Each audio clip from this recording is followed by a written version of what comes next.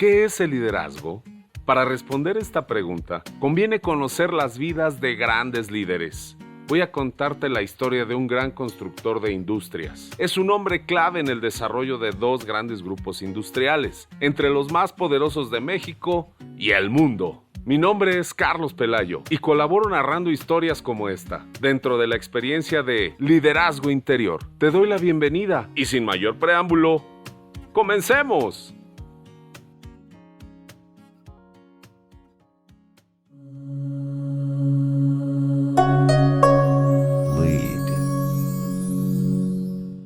Esta vez te traemos la fascinante vida de don Eugenio Garza Sada. Aún era joven el siglo XX. Durante los años 30, cuando don Eugenio y su hermano, don Roberto, tomaron el timón de un grupo industrial que venía creciendo rápidamente. El grupo fue creado por su padre, Isaac Garza Sada, antes de la Revolución Mexicana. Muchos años después, los dos hermanos, Eugenio y Roberto, pasaron la estafeta a sus hijos, Eugenio y Bernardo. Ellos hicieron lo propio con sus hijos, luego estos con los suyos, hasta llegar a los liderazgos actuales. De esta saga familiar, que acumula 130 años, surgieron dos grandes grupos empresariales mexicanos, FEMSA y Alfa, cuyas ventas superan los 50,000 millones de dólares. Don Eugenio pensaba que nada hacía al hombre más grande o más pequeño, ni mejor o peor, ya que cada uno tiene una misión que cumplir en el mundo, siempre en función de los demás. Él fue un hombre íntegro en su pensar, decir y hacer. Evitaba los reflectores, fotografías, entrevistas periodísticas y reconocimientos. Nunca se jactaba de sus logros y cuando alguien elogiaba sus obras, desviaba la conversación. Sencillo y bromista de sí mismo, sus hijos lo recuerdan como un hombre profundamente humano. Frugal en el comer y austero en el vestir. Era de pocas palabras y muy analítico. Todo lo anotaba en una libreta. Don Eugenio fue miembro destacado de una familia extraordinaria, cuya trayectoria tuvo dos momentos importantes. Un primer momento fue la muerte de Isaac Garza, su padre, dejando sus empresas en las talentosas manos del propio don Eugenio y de su hermano, don Roberto.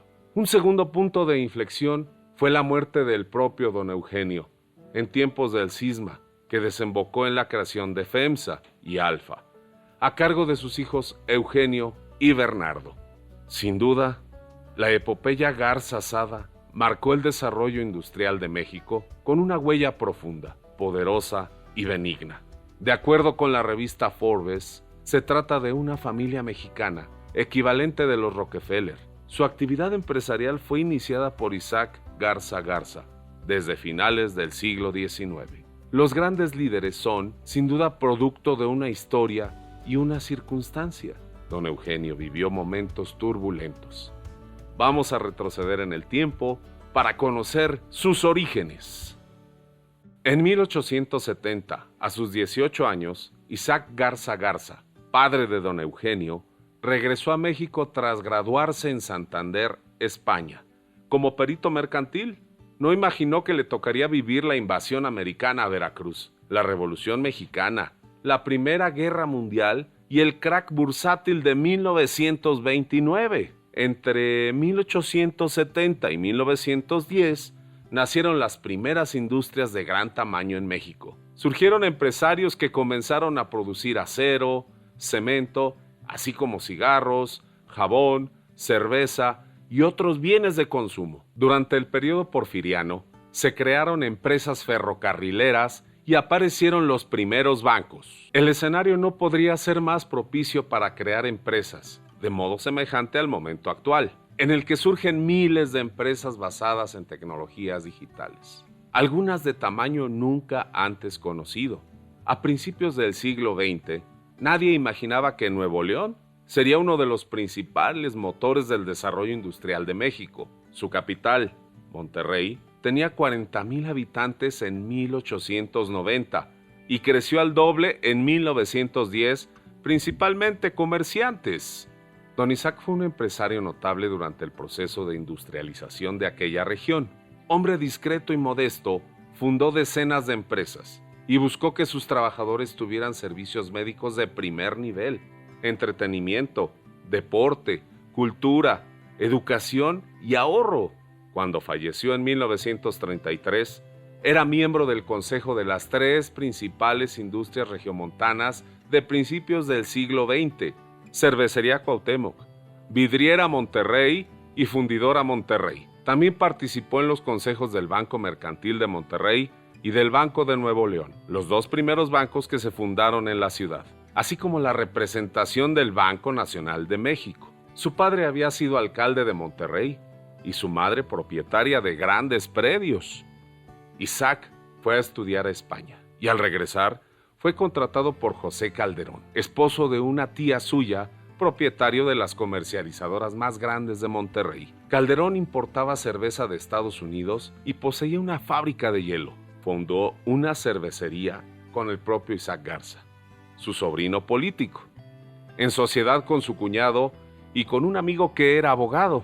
Isaac se casó con Consuelo Sada Muguerza en 1887 y procrearon 5 mujeres y 3 varones. El cuarto, Eugenio Garza Sada, nació el 11 de enero de 1892. Su hermano Roberto nació 4 años después y fue el sexto. José Calderón falleció en 1890 y su viuda continuó con el proyecto de la cervecería. Los socios reunieron un capital inicial de 150,000 pesos para fundar la fábrica de hielo y cerveza Monterrey, y que después cambiará su nombre a Cervecería Cuauhtémoc. Se asociaron con Joseph Schneider, experimentado maestro cervecero, quien compró la mayoría de acciones. Isaac comenzó con 27 acciones sobre un total de 150, equivalentes al 18% de la nueva empresa. En el acta constitutiva aparece como presidente del consejo, primer socio de la empresa y su director ejecutivo. Gracias a la tecnología de refrigeración,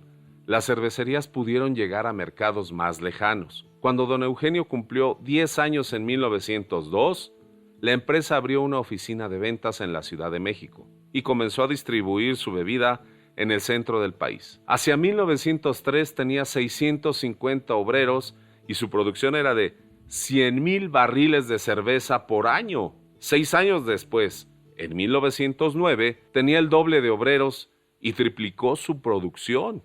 Hacia por ahí de 1910, las grandes empresas cerveceras mexicanas como la Cuauhtémoc, la Moctezuma y la Toluca se encontraban en plena consolidación, comprando competidores más pequeños. La cervecería Cuauhtémoc pagaba mejores salarios que sus rivales y en 1912 producía más de 16 millones de litros de cerveza. Isaac Garza había mantenido buenas relaciones con Porfirio Díaz y con Bernardo Reyes, el gobernador que impulsó la industrialización de Nuevo León. Al estallar la revolución, la cervecería fue ocupada por el ejército constitucionalista e Isaac tuvo que huir de Monterrey. Había recibido numerosas amenazas y salió sigilosamente con su esposa e hijos a medianoche y sin informar al personal de servicio para abordar un tren de carga hacia la frontera e instalarse provisionalmente en Houston.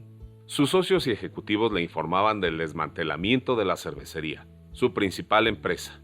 Un día, el jefe revolucionario Venustiano Carranza le comunicó que tomaría posesión de su residencia de 3 pisos para salvaguardar del vandalismo que pudieran realizar otros grupos. Mientras esto ocurría, don Eugenio cursaba la preparatoria en la Western Academy, una institución militar de Estados Unidos. Desde pequeño, a través del ejemplo de su padre, aprendió a convivir con el riesgo y las complicaciones. En 1914, se graduó como ingeniero civil en el Massachusetts Institute of Technology, mientras su padre luchaba desde su autoexilio para que la cervecería siguiera funcionando, ya que era más costoso cerrarla. En espera de mejores tiempos, don Eugenio trabajó como acomodador de teatro y dependiente de una tienda. Cuando don Isaac regresó del exilio en 1915, la ciudad de Monterrey había colapsado, aunque su casa estaba tal como la había dejado. El máximo jefe de la revolución cumplió su promesa. Don Isaac retomó las riendas de la cervecería que había quedado destruida. Se quedó con solo una tercera parte de los empleados y la producción se había desplomado a menos de la mitad. En 1917 ingresó don Eugenio a la cervecería como auxiliar de ventas y publicidad.